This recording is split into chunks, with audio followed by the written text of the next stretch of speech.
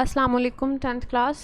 Today we are going to learn paragraph number 6 and 7 of chapter number 2, and chapter is Chinese New Year. First of all, we are going to read it. Honoring the animal.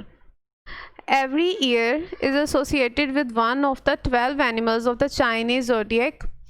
These animals are often represented in decorations. Some people believe that those born during the year of a particular animal may have the character traits of that animal.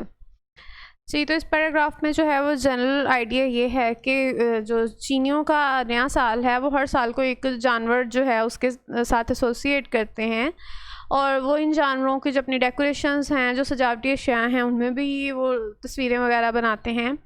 और उनका ख्याल है कि जो इंसान जिस जानवर के साल में पैदा होता है, जैसे कोई बैल के साल में पैदा हो रहा है तो उसमें उस जानवर की मखसूस खसूसियात होंगी। जैसे अगर कोई सांप के साल में पैदा हो रहा है उसमें स्नेक की प्रॉपर्टीज़ होंगी, स्नेक के करैक्टर ट्रेट्स होंगे। अगर कोई बैल के साल में पैदा हो रहा है तो उसमें उसके करैक्टर ट्रेट्स होंगे। ये उनका जो है ना बिलीफ है।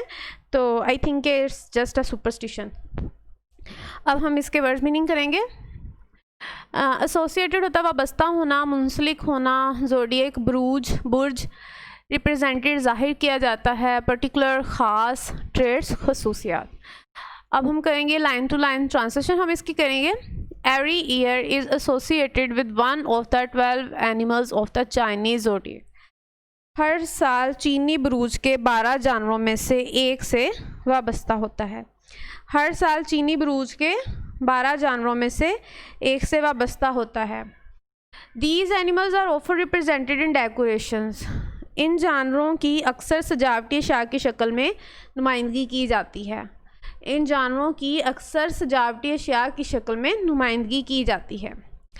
Some people believe that those born during the year of a particular animal, कुछ लोग यकीन रखते हैं कि जो किसी ख़ास जानवर के साल में पैदा होते हैं, may have the character traits of that animal, वो इस जानवर की खुसूसियात के हामिल हो सकते हैं।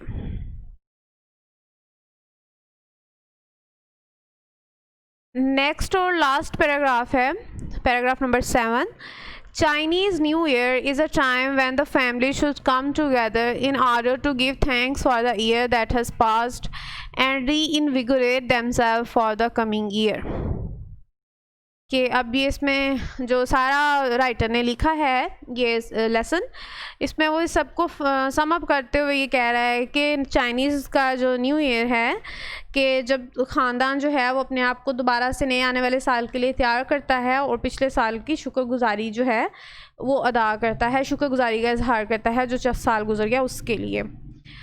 पास्ट जो है इसका मीनिंग है गुजर चुका, रीइनविगोरेट दोबारा से ताकतवर होना, मुस्तहकम होना। Chinese new year is a time when the family should come together in order to give thanks.